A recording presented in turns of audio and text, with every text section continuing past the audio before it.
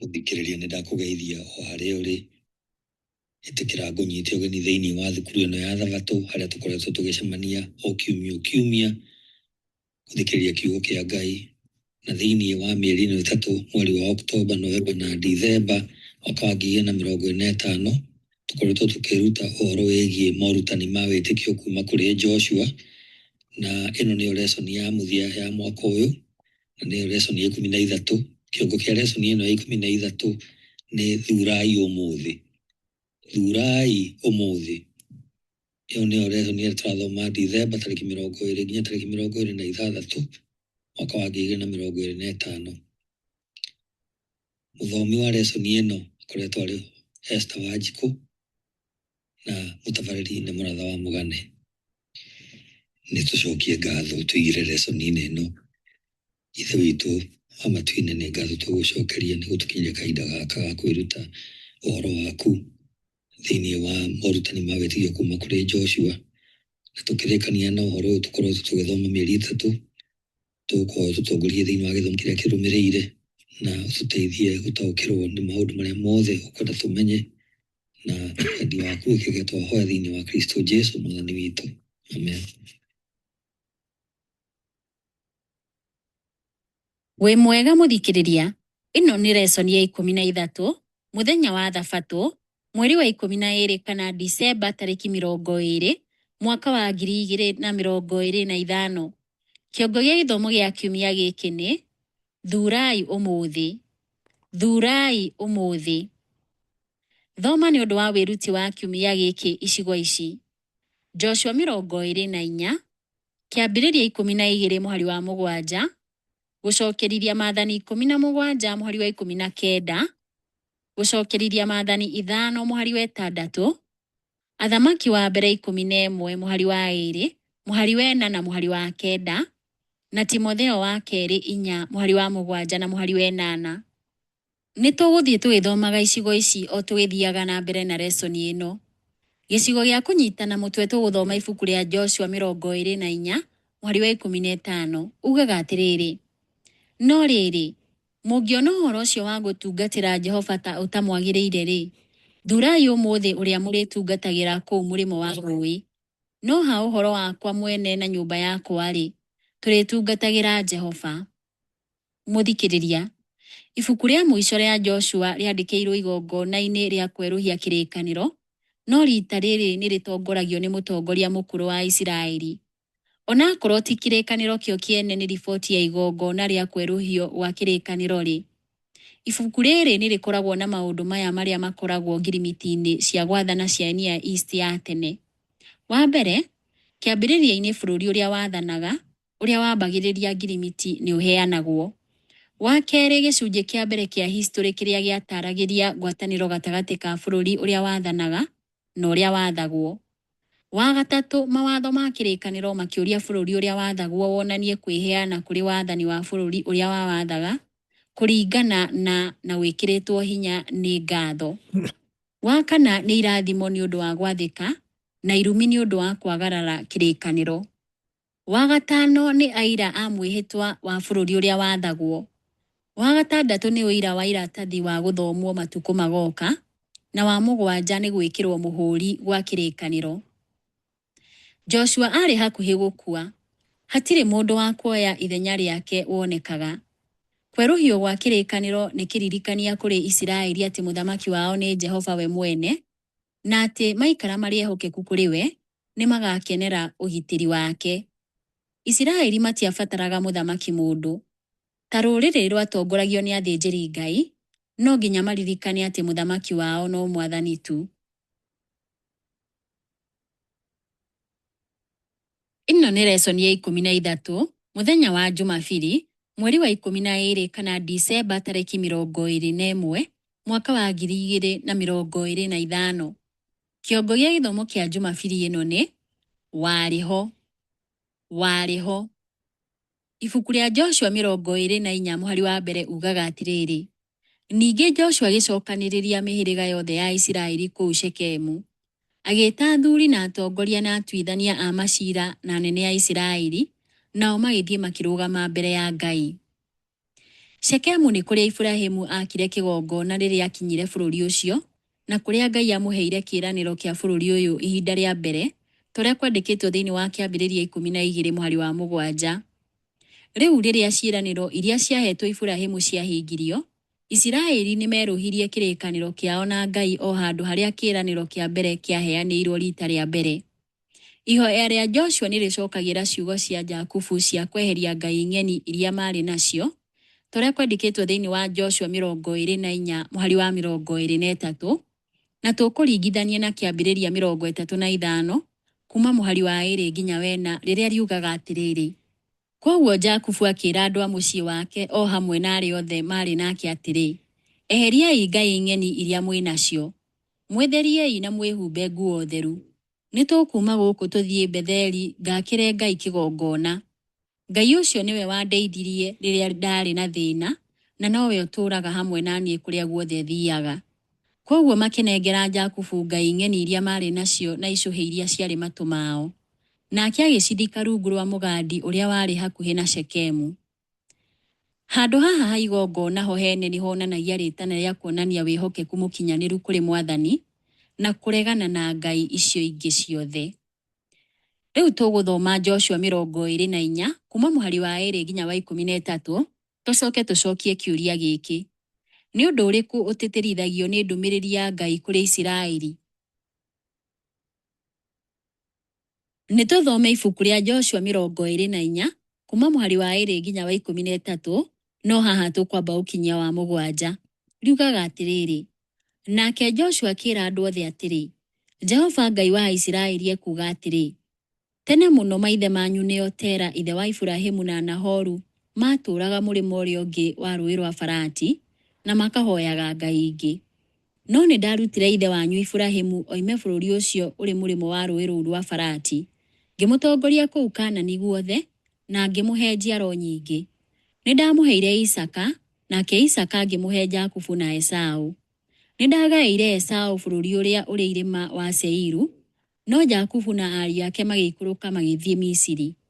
Ningĩ ngĩcoka ngĩtũma Musa na Haruni, na ngĩhũũra andũ a Misiri na maũndũ marĩa mothe ndekire kũu, ngĩcoka ngĩmaruta kuo.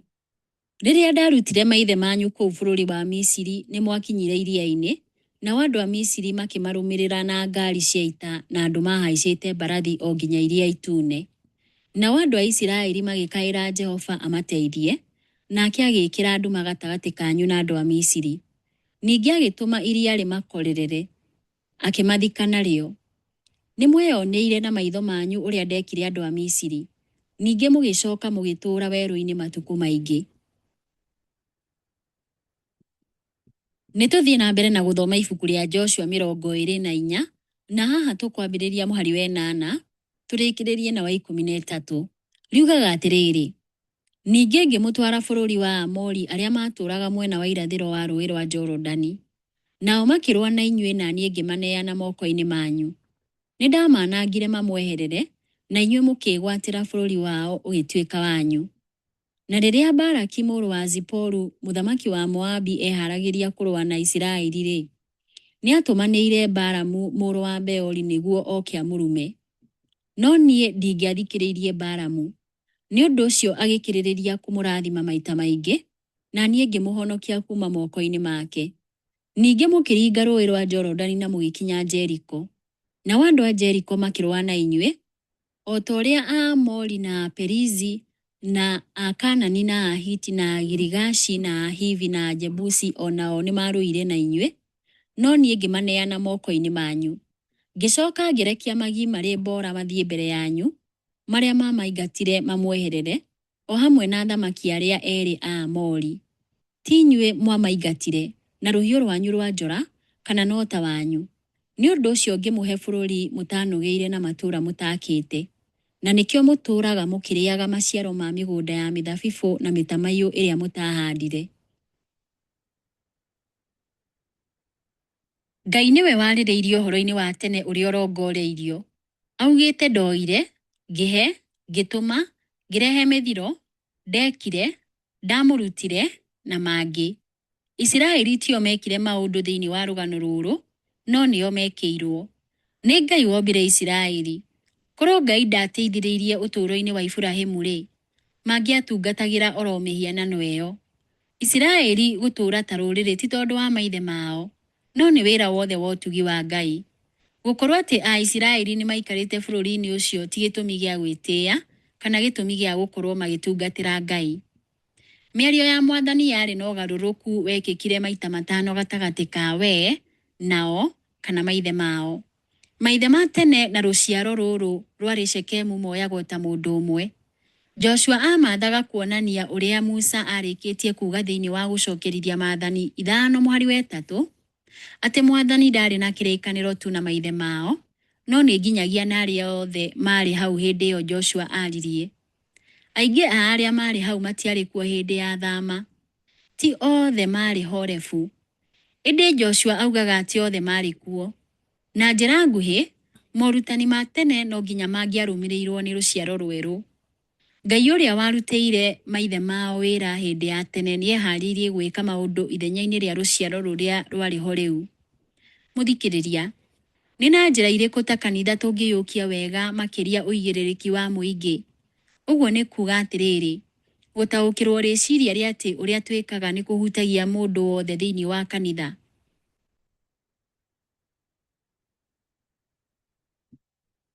Ĩno nĩ lesson ya 13, mũthenya wa Jumatatũ, mweri wa 12 kana Disemba tarĩki 22, mwaka wa 2025. Kĩongo gĩa gĩthomo kĩa Jumatatũ ĩno nĩ na waragania na ũma. Na waragania na ũma. Nĩ atĩa Joshua eraga Aisiraeli meke? Tũgũthoma Joshua 24 mweri wa 14 na mweri wa 15 na tũcokie kĩũria gĩkĩ. Gũtungatĩra Mwathani hatarĩ ũhinga na marĩ ehokeku kũna nĩ kuuga atĩa? Nĩ tũthome ibuku rĩa Joshua 24 mweri wa 14 na wa 15. Riugaga atĩrĩrĩ, na rĩrĩ, mwĩtigĩrei Jehova na mũmũtungatagĩre mũtarĩ na ũhinga na mũrĩ ehokeku kũna. Eriai ngai iria maithe manyu ma tene mahoyaga kũu mũrĩmo wa rũũĩ rwa Farati, ona kũu bũrũri wa Misiri na mũtungatagĩre o Jehova. No rĩrĩ, mũngĩona ũhoro ũcio wa gũtungatagĩra Jehova ta mwagĩrĩire-rĩ, thurai ũmũthĩ ũrĩa mũrĩtungatagĩra, mũmenya kana nĩ ngai iria maithe manyu matungatagĩra kũu mũrĩmo wa rũũĩ, kana nĩ ngai cia Amori arĩa ene bũrũri ũyũ mũtũũraga. No ha ũhoro wakwa mwene na nyũmba yakwa-rĩ, tũrĩtungatagĩra Jehova. Mĩario ya Joshua nĩ yonanagia wega ũma wa atĩ Isiraeli nĩ mabatiĩ gũtua itua kana kũgerera kwĩhokeka kũrĩ Mũũmbi wao kũiga ũndũ wao wa mwanya na gũtũũra bũrũri-inĩ ũcio, kana gũcokerera gũkorwo marĩ amwe a andũ aingĩ arĩa mahoyaga ngai ng'eni, matamenyekaga wega nĩa, na matarĩ na muoroto kana wĩra. Itua rĩarĩ rĩao. Mĩario ya Joshua yarĩ na maũndũ merĩ. Isiraeli magĩrĩirwo nĩ gwĩtigĩra Mwathani na kũmũtungata, matarĩ na ũhinga na marĩ ehokeku kũna. Gwĩtigĩra Mwathani ti kuuga ũtũũro wa kũinainaga hĩndĩ ciothe na guoya wa maũigui. Ĩndĩ wĩgiĩ gĩtĩo kĩrĩa kiumanaga na ũmenyo wa ũnene, ũtheru na gũthamaka kwa Ngai iria itangĩtarĩrĩka na mwena ũmwe, no nini, wĩhia na ũhũthũ witũ na mwena ũcio ũngĩ. Gwĩtigĩra Ngai nĩ kũmenyaga hĩndĩ ciothe ũritũ wa marĩa endaga, ũmenyo wa atĩ we to ithe witũ wa matu-inĩ no nĩ nginya mũthamaki. Ũmenyo ta ũyũ nĩ ũcũngagĩrĩria ũtũũro wa gwathĩkĩra Ngai. Tũgũthoma icigo ici. Alawii 19 mweri wa 14 ugaga atĩrĩrĩ, mũtikanarume mũndũ ũtaiguaga, kana mũigĩre mũtumumu kĩndũ gĩa kũmũhĩnga, no mwĩtigagĩrei Ngai wanyu. Niĩ nĩ niĩ Jehova. Narĩo ibuku rĩa Alawii 25 mweri wa 17 ũkauga atĩrĩrĩ, mũtikanahinyanagĩrĩrie mũndũ na ũrĩa ũngĩ. Njathĩkagĩrai nĩ gũkorwo niĩ nĩ niĩ Mwathani Ngai wanyu. Rĩu nĩ tũthome gũcokerithia Maathani 17 mweri wa 19. Ugaga atĩrĩrĩ, narĩo ibuku rĩu nĩ aikarage narĩo, arĩthomage matukũ marĩa mothe egũtũũra muoyo nĩguo erutage gwĩtigĩra Jehova Ngai, na arũmagĩrĩre wega ciugo ciothe cia watho ũyũ na irĩra cia watho wa kũrũmagĩrĩrwo.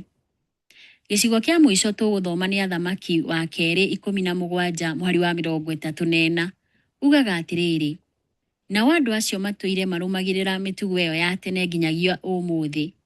Ona rĩrĩ, Matiteaga Mwathani ona kana magathikĩra mawatho na maathani make marĩa aheire njiarwa cia Jakubu ũrĩa atuire Isiraeli. Rĩrĩ guoya ũtaragĩria muonere wa na thĩiniĩ ũrĩa Mũisiraeli abatiĩ gũkorwo naguo, maumĩrĩra ma gũtĩĩa Ngai nĩ ũtungata. Ũtungata ũrĩa ũbatarainie kuma kũrĩ Isiraeli ũheanĩtwo na ciugo igĩrĩ cia Kĩhibirania: hatarĩ ũhinga na wĩhokeku. Kiugo kĩa mbere nĩkĩo tamim na Kĩhibirania kĩhũthagĩrwo kaingĩ gũtarĩria wagĩrĩru wa nyamũ ya igongona. Kiugo gĩa kerĩ kĩrĩa gĩtaragĩria ũtungata wa Isiraeli nĩ ũma kana wĩhokeku, na Kĩhibirania nĩ emet. Kiugo gĩkĩ kaingĩ kiugaga kũiganĩra. Kaingĩ kĩaragia ũhoro wa Ngai ũrĩa mũhianĩre wake ũkoragwo ũnyitanĩte na wĩhokeku ũrĩa wonanagio kũrĩ Isiraeli. Mũndũ mwĩhokeku nĩ mũndũ ũngĩhokerwo maũndũ. Na njĩra hũthũ Joshua nĩoragia Isiraeli monanie wĩhokeku kũrĩ Ngai, ũhana ta ũrĩa Ngai onirie andũ ake thĩinĩ wa history yao. To kuonania na nja wathĩki wa maathani make, no nĩ kĩrĩa kiumaga kũrĩ mũtugo wa gwĩkaga ũguo kaingĩ wa ngoro-inĩ. Mĩtũrĩre yao yagĩrĩirwo nĩ kuonania ngatho kũrĩ Ngai nĩ ũndũ wa ũrĩa amekĩire.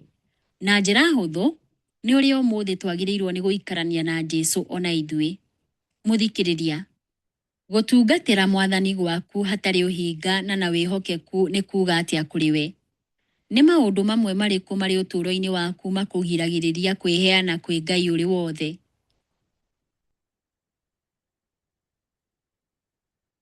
Ĩno nĩ lesson ya 13, mũthenya wa Jumaine, mweri wa 12 kana Disemba tarĩki 23, mwaka wa 2025.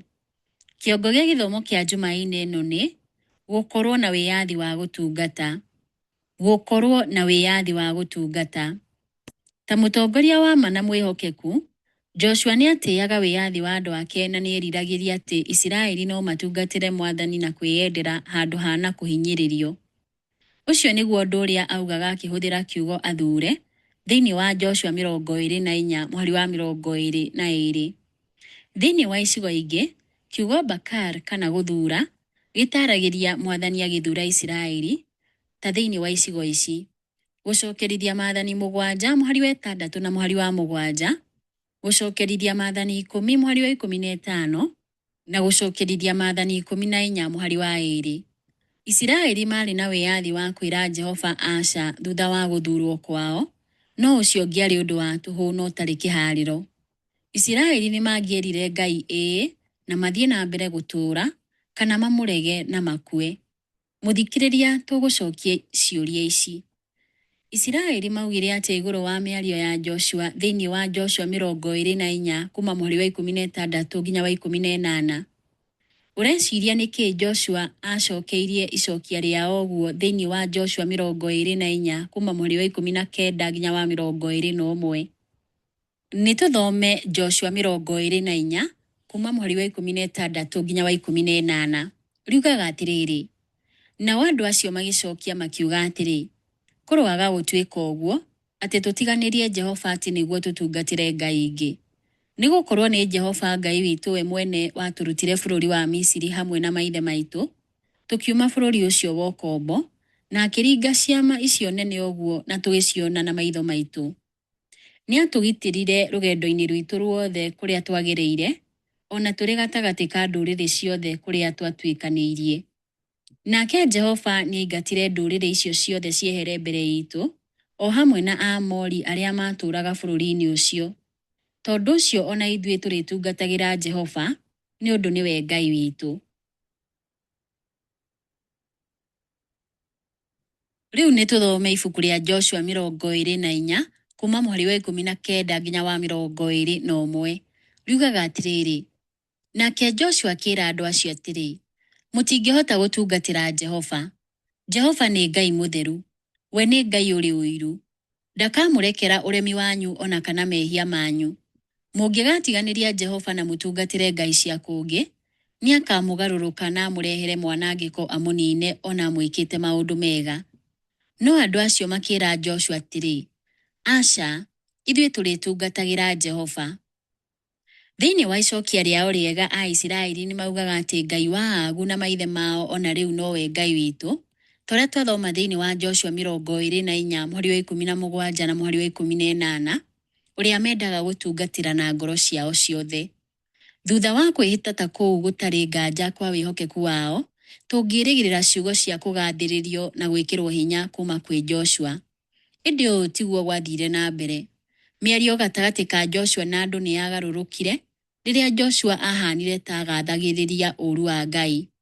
Nĩatigire kwaria igũrũ rĩa ũtugi wa Ngai wa hau kabere, akĩambĩrĩria kũhe Aisiraeli mĩkana na mbica ya Ngai ũrĩa ũtarĩ mũhũthũ gũtungata. Joshua nĩoĩ ũrĩa rũciaro rwa mbere rwarĩ na wagagu, rũrĩa rweranĩire gwathĩkĩra Ngai na njĩra oro ĩno, tũrĩa kwandĩkĩtwo thĩinĩ wa Thama 19 mũhari wa 8, Thama 24 mũhari wa 3, na gũcokerithia Maathani 5 mũhari wa 27. Ĩndĩ nĩmariganĩirwo nĩ ciĩranĩro ciao ciugo irĩ oro iromo-inĩ ciao, tũrĩa kwandĩkĩtwo thĩinĩ wa Thama 32. Koguo Joshua na njĩra ya ciũria nĩendaga kũmenyithia Aisiraeli maũndũ maigana ũna. Wa mbere, itua rĩa gũtungatĩra Ngai ti rĩa itherũ. Nĩ kũngĩathondekire rũrĩrĩ ruothe kũringana na kũguũrĩrio kwa Ngai. Irathimo cia kũrũmĩrĩra muoroto ũcio nĩcionekaga, no maumĩrĩra ma ũremi no nginya mataũkwo wega biũ. Wohanĩri wa mehia ti kĩhoto kĩa andũ, no nĩ kĩama gĩa ũtugi wa Ngai. Wa kerĩ, itua rĩa Aisiraeli rĩa gũtungatĩra Ngai no nginya rĩngĩarĩ rĩao ene, no ti ũndũ wahinyĩrĩirio nĩ mũtongoria ona Joshua. Wa gatatũ, Isiraeli no nginya mangĩamenyire atĩ andũ matitungatagĩra Ngai na hinya wao ene. Gũtungata Ngai gũtikinyanagĩrio nĩ kũrũmĩrĩra mawatho ma kĩrĩkanĩro tu, no nĩ na ngwatanĩro ya mũndũ kĩũmbe na Mwathani ũrĩa ũhonokanagia. Tũkũringithania ũhoro ũyũ na ũrĩa wandĩkĩtwo thĩinĩ wa Thama 20 mũhari wa 1 na wa 2, na gũcokerithia Maathani 5 mũhari wa 6 na mũhari wa 7.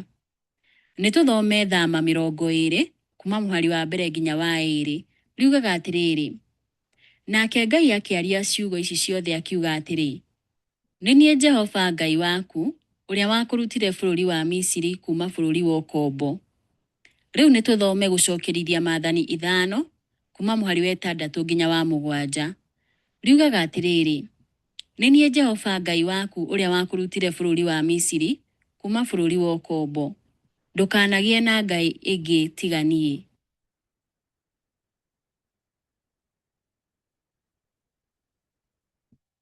Ĩno nĩ lesson ya 13, mũthenya wa Jumatano, mweri wa 12 kana Disemba tarĩki 24, mwaka wa 2025. Kĩongo gĩa gĩthomo kĩa Jumatano ĩno nĩ mogwati mohoi wa mĩhianano. Mogwati mohoi wa mĩhianano. Tũgũthoma ibuku rĩa Joshua 24 kuma mũhari wa 22 nginya wa 24, tũcokie kĩũria gĩkĩ: Nĩkĩ Joshua abataraga gũcokerera Aisiraeli mĩario yake ya kweheria ngai ng'eni? Nĩtũthome ibuku rĩa Joshua 24 kuma mũhari wa 22 nginya wa 24, riugaga atĩrĩrĩ: Nake Joshua akĩmeera atĩrĩ: Inyuĩ ene mũrĩ aira a ũguo moiga, atĩ nĩ mwathura gũtungatagĩra Jehova. Nao makĩmũcokeria makĩmwĩra atĩrĩ: Ithuĩ tũrĩ aira. Joshua akĩmeera atĩrĩ: Rĩu-rĩ, kĩeheriei ngai cia kũngĩ iria irĩ thĩinĩ wanyu, na mũheane ngoro cianyu biũ harĩ Jehova Ngai wa Isiraeli. Nao andũ acio makĩĩra Joshua atĩrĩ: Ithuĩ tũrĩtungatagĩra Jehova Ngai witũ, na tũmwathĩkagĩre. Mũthikĩrĩria, ũgwati wa ũhoi wa mĩhianano ti wa ciugo. Mbere ĩyo cieni-inĩ cia Moabi ũndũ-inĩ o ta ũyũ Musa nĩoririe andũ matue itua oro rĩrĩ, thĩinĩ wa gũcokerithia Maathani 30 mũhari wa 19 na mũhari wa 20. Ngai iria ciarongoragĩrio rĩu ti cia Misiri kana cia mahĩtũka rũĩ, no ciarĩ hamwe nao. Koguo Joshua nĩathaithaga andũ ake mahe Mwathani ngoro ciao. Kiugo gĩa Kĩhibirania kĩrĩa kĩhũthĩrĩtwo haha nĩ nata, kiugaga kwambararia kana kũinama. Gĩtaragĩria Ngai wĩrĩgagĩrĩrwo ainamĩrĩre na athikĩrĩrie mahoya. Tũgũthoma icigo ici.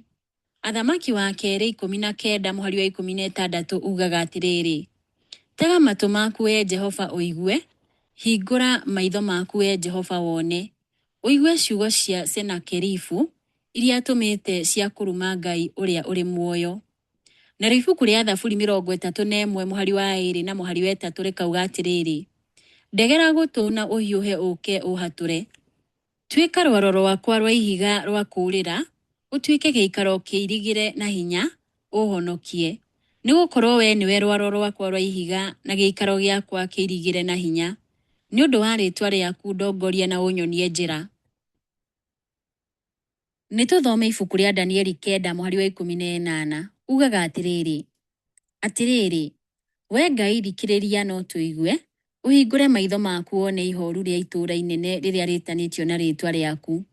Tũtiragũthaitha nĩ ũndũ tũrĩ athingu, no nĩ ũndũ wa tha ciaku nyingĩ. Ningĩ kiugo gĩkĩ na ta no muonere ũrĩa wabatarainie kuma kũrĩ Isiraeli thutha ũcio nĩ anabii, tũrĩa tũgũthoma icigo-inĩ ici.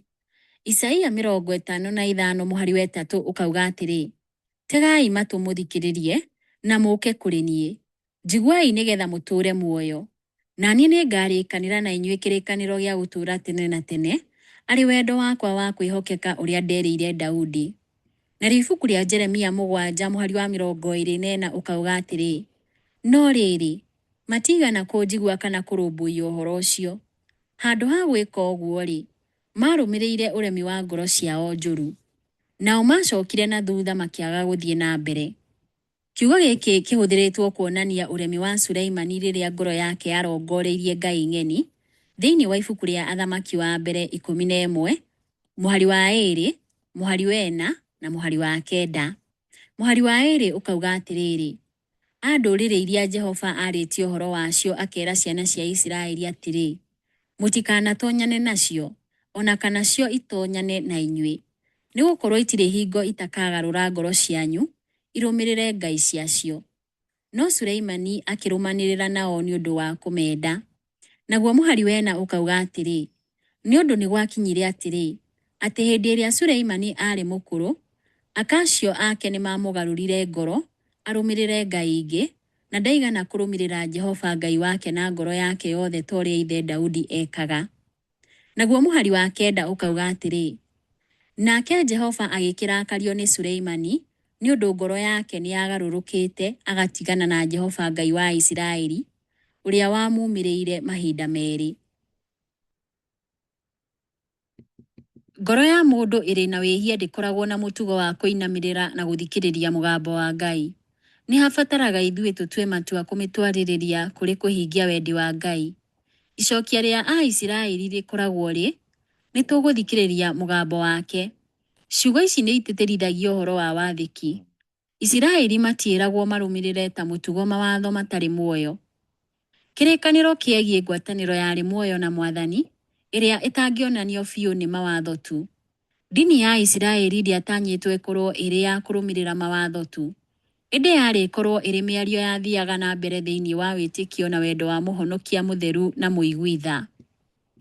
Ona thutha wa ciĩranĩro ithatũ cia andũ cia gũtungatĩra Mwathani, ũndũ ũrĩa ugaga o ta ũrĩa Joshua athanire kweherio kwa Ngai ng'eni gatagatĩ-inĩ kao, gũtirĩ riboti yonanagia ũndũ ũyũ nĩ wekĩkire. Ibuku-inĩ rĩothe nĩ watuĩkire mũtugo kũheana riboti ya kũhingio kwa mawatho ma Joshua kana ma Musa, ĩrĩ ta mĩhiano ya wathĩki. Kwaga kwayo rĩu mũico-inĩ wa ibuku nĩ gũtigaga ihoya rĩa Joshua rĩtarĩ na icokia. Ihoya rĩa bata rĩa ibuku rĩa gũtungatĩra Mwathani to rĩa rũciaro rwa Joshua, no nĩ rwa nginyagia ona rũciaro ruothe rwerũ rwa andũ a Ngai, rũrĩa rũngĩathomire kana rũigue ndũmĩrĩri ĩno. Mũthikĩrĩria, nĩ maita maigana wanerĩra Mwathani nĩ ũgwĩka ũndũ mũna no ndwekire? Wagire kũwĩka nĩkĩ? Icokia rĩaku rĩrakwĩra atĩ igũrũ wa ũtugi. Ĩno nĩ lesson ya 13, mũthenya wa Aramithi, mweri wa 12 kana Disemba tarĩki 25, mwaka wa 2025. Kĩongo gĩa gĩthomo kĩa Aramithi ĩno nĩ kũrĩkĩrĩria wega. Kũrĩkĩrĩria wega. Tũgũthoma ciugo cia mũico cia ibuku rĩa Joshua iria ciandĩkĩtwo nĩ mwandĩki mũhe hinya nĩ Roho Mũtheru thĩinĩ wa Joshua 24 kuma mũhari wa 29 nginya wa 33. Tucokie kĩũria gĩkĩ. Nĩ atĩa ciugo ici irarora tona thutha igũrũ rĩa ũtũũro wa Joshua tu, no nginyagia na mbere kwĩ rũciũ rũrĩa rũgoka. Nĩ tũthome ibuku rĩa Joshua 24 kuma mũhari wa 29 nginya wa 33. Riugaga atĩrĩrĩ: thutha wa maũndũ macio Joshua mũrũ wa Nuni ndungata ya Jehova agĩkua arĩ na ũkũrũ wa mĩaka 110. Nao makĩmũthika kũu gĩthaka kĩa igai rĩake, o kũu Timinathu-Sera, bũrũri ũrĩa ũrĩ irĩma wa Efiraimu, gathigathini wa kĩrĩma gĩa Gashu. Nao andũ a Isiraeli magĩtungatĩra Jehova matukũ-inĩ mothe ma Joshua na mathuri arĩa matigirwo muoyo Joshua akua, o arĩa mamenyete maũndũ mothe marĩa Jehova ekĩte nĩ ũndũ wa Isiraeli. Namo mahĩndĩ ma Jusufu marĩa andũ a Isiraeli marehete kuma bũrũri wa Misiri magĩthikwo kũu Shekemu, gacigo-inĩ ga gĩthaka kĩrĩa Jakubu agũrĩte kuma kũrĩ ariũ a Hamoru, ithe wa Shekemu. Rĩu nĩrĩo rĩatuĩkire igai rĩa njiaro cia Jusufu. Nake Eleazaru mũrũ wa Harũni agĩkua na agĩthikwo kũu Gibea, kũrĩa kwagaĩirwo mũriũ Finehasi, o kũu bũrũri ũrĩa ũrĩ irĩma wa Efiraimu. Gĩcigo-inĩ kĩa mũico kĩrĩa kĩheanaga ũhoro wa ikuũ cia Joshua na Eleazaru, mũthĩnjĩri Ngai mũnene nĩ arĩkagĩrĩria ibuku rĩa Joshua na njĩra njega, na kũririkana hamwe mathiko ma Joshua, mathiko ma Eleazaru na mathiko ma mahĩndĩ ma Jusufu. Mwandĩki nĩ arehaga ũtiganu gatagatĩ ga ũtũũro wa nja ya bũrũri na kĩambĩrĩria gĩa ũtũũro thĩinĩ wa bũrũri. Hatiarĩ bata wa kũrũa rĩngĩ. Mĩĩrĩ ya gũkũ thĩ ya atongoria aya to nginya ĩngĩakuirwo nĩo. Maithe mao nĩ mathikaga andũ ao ngurunga-inĩ, torĩa kwandĩkĩtwo thĩinĩ wa kĩambĩrĩria 23 mũhari wa 13 na mũhari wa 19, na kĩambĩrĩria 25 mũhari wa 9 na mũhari wa 10, mũgũnda-inĩ wagũrĩtwo Shekemu, torĩa kwandĩkĩtwo thĩinĩ wa kĩambĩrĩria 33 mũhari wa 19. Rĩu rũrĩrĩ rũrũ rũthikaga atongoria ao thĩinĩ wa mĩhaka ya igai rĩao, na kwoguo nĩ mangĩaikarire kuo. Ciĩranĩro iria ciahetwo maithe mao nĩ ihingĩtio. Wĩhokeku wa Ngai ũkoragwo ũrĩ rũrigi rwa historĩ rũrĩa rũnyitithanagia gũtũũra kwa Isiraeli na ihinda rĩrĩ na rũciũ. Rĩrĩ icigo cia mũico cia ibuku rĩrĩ inyitithanagia rũgano rũrũ ruothe na rũgano rũngĩ rũnene makĩria rwa tene, no ihingũragĩra rũciũ njĩra. Ũrĩa warĩ mũthikabu mũnene wa Canterbury, mũgathe George Carey, mĩario-inĩ ĩrĩa arĩirie kanitha wa Holy Trinity wa Shrewsbury, nĩ augire atĩ kanitha wa Anglican watigĩtie rũciaro rũmwe ũthire. Ũma nĩ atĩ kanitha ũkoragwo ũtigĩtie rũciaro rũmwe ũthire, na noguo ona ũhoro-inĩ wa andũ a Ngai a kĩrĩkanĩro gĩkũrũ. Ihinda inene rĩa historĩ ya Isiraeli nĩ rĩkinyaga mũico. Rũciũ rwarĩo rwegemainio na mũthemba wa macokio marĩa rũgũcokeria ciũria nyingĩ ciĩgiĩ ihinda rĩgoka. Hihi Isiraeli nĩ megũikara na wĩhokeku harĩ Mwathani? Hihi nĩ mekũhota gũthiĩ na mbere na wĩra ũrĩa ũtarĩkĩte wa kwĩgwatĩra bũrũri wothe? Hihi nĩ mekũhota kwĩnyitĩrĩra he Mwathani na matikeyohanie na ũhoi wa ngai ingĩ? Rũciaro rũrĩa rwarĩ rungu rwa ũtongoria wa Joshua nĩ rũkoretwo rũrĩ rwĩhokeku kũrĩ Mwathani, no rĩrĩ, rũciaro rũrĩa rwarũmĩrĩire nĩ rũgũthiĩ na mbere na mwerekero ũyũ wa kĩroho ũrĩa ũthondeketwo nĩ mũtongoria mũnene. O rũciaro rũrĩa rũkũrũmĩrĩra rwa andũ a Ngai, rwathoma ibuku rĩa Joshua, no nginya rwĩng'ethanĩre na ciũria ici. Umithio wao ũkũringana na ũrĩa macokio mao matariĩ marĩa maheanaga o mũthenya, na ũrĩa matarainie na ũmwe ũrĩa magaĩte. Mũthikĩrĩria, Joshua o ta Paũlũ nĩ arũire mbara njega, torĩa kwandĩkĩtwo thĩinĩ wa Timotheo wa 2:4 mũhari wa 7. Ũndũ ũrĩa wa bata umithio-inĩ wa Joshua nĩ ũrĩkũ? Nĩ matua marĩkũ ũrabatara gũtua ũmũthĩ nĩguo ũrĩkĩrĩrie na gũkorwo na kĩĩrĩgĩrĩro o ta gĩkĩ kĩa ũhonokio? Ĩno nĩ lesson ya 13, mũthenya wa Jumaa, mweri wa 12 kana Disemba tarĩki 26, mwaka wa 2025. Kĩongo gĩa gĩthomo kĩa Jumaa ĩno nĩ rĩciria rĩa kuongerera. Rĩciria rĩa kuongerera. Mũingĩ-inĩ ũrĩa waumire Misiri warĩ na andũ aingĩ mahoyaga mĩhianano, na hinya wa mũtugo nĩ mũnene ũũ atĩ ũndũ ũyũ no wathire na mbere na hitho, na njĩra imwe, ona thutha wa gũikara Kanani.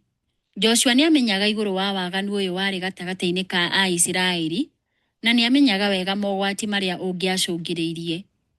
Nĩeriragĩria mũno kuona ũgarũrũku mũnene wa Ahibirania.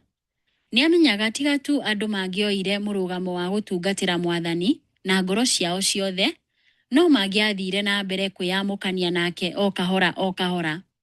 Onakorwo gĩcunjĩ kĩmwe kĩa Ahibirania kĩarĩ ahoi a kĩroho-rĩ, aingĩ no kũhingia mahingagia watho. Hatirĩ mayũ kana wendi warĩ ũtungata-inĩ wao.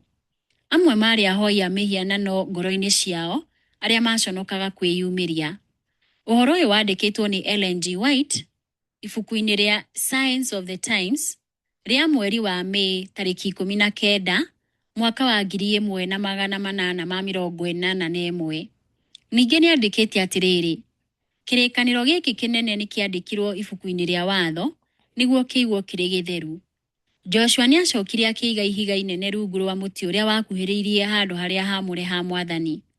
Na Joshua akĩra andũ othe atĩrĩrĩ, ihiga rĩrĩ rĩgatuĩka ũira kũrĩ ithuĩ, amu nĩrĩiguĩte ciugo iria ciothe Mwathani atwarĩirie. Kwoguo rĩgatuĩka ũira kũrĩ inyuĩ mũngĩkana Ngai wanyu. Haha Joshua augire atekũhithĩrĩra atĩ mĩerekera na mĩkana yake kũrĩ andũ ndĩarĩ ciugo ciake we mwene, no ciarĩ ciugo cia Ngai. Ihiga rĩrĩ inene nĩrĩngĩarũgamire kũheana ũira kũrĩ njiarwa iria ciarũmĩrĩire igũrũ rĩa igongona rĩrĩa rĩathondeketwo rĩmaririkanie, na nĩrĩngĩarĩ ũira wa gũũkĩrĩra andũ mangĩacokereire ũhoi wa ngai cia mĩhianano. Ellen andĩkĩte o ibuku-inĩ rĩa Signs of the Times rĩa mweri wa Mei tarĩki 26 mwaka wa 1881. Ciũria cia ndereti. Kĩũria kĩa mbere. Arĩrĩriai ũrĩa ciugo ici ciugaga. We Mwathani nĩ Ngai mũtheru, nĩ Ngai ũrĩ ũiru. Ciandĩkĩtwo thĩinĩ wa Joshua 24 mweri wa 19. Nĩ na njĩra ĩrĩkũ Ngai akoragwo arĩ Ngai ũrĩ ũiru? Kĩũria kĩa igĩrĩ. Nĩ atĩa wendo witũ harĩ Ngai ũnyitanĩte na wĩyathi wa gũthura ũrĩa tũheaga? Na njĩra ĩngĩ-rĩ, hihi no tũmwende kũna akorwo tũtirĩ wĩyathi? Wendo wa ma no ũthing'ĩrĩrio? Nĩkĩ ũtangĩthing'ĩrĩrio? Kĩũria gĩa ithatũ. Nĩ njĩra irĩkũ atongoria a kanitha ũmũthĩ mangĩnenganĩrĩria ũigĩrĩrĩki kũrĩ rũciaro rũrĩa rũrũmĩrĩire? Kĩũria kĩa inya. Wecirie igũrũ wa ũtũũro wa Joshua na marigĩrĩrio ma atĩ ũtũũro-inĩ wake wothe Aisiraeli nĩ matungatĩire Mwathani. Nĩ marigĩrĩrio marĩkũ ũngĩenda andũ mauge igũrũ wa ũtũũro waku? Mũthikĩrĩria wakwa, nĩtwakinya mũico wa kuota ĩno na mwaka ũyũ wa 2025. Ngauga nĩ ngatho nĩ gũthiĩ na mbere na gũtũthikĩrĩria, na makĩria nĩ ngatho kũrĩ Ngai nĩ ũndũ wa gũtũhe hinya na gũthiania na ithuĩ rũgendo-inĩ rũrũ rwa wĩtĩkia. Ndakwendithĩria mwaka mwerũ wĩna umithio na irathimo cia Ngai.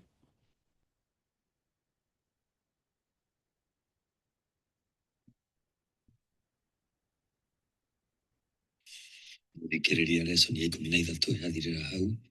Rĩu tũratonya lesson ĩngĩ njerũ, na lesson ĩyo kĩongo kĩayo nĩ kũnyitithania igũrũ na thĩ, Kristo thĩinĩ wa Filipi na Kolosai.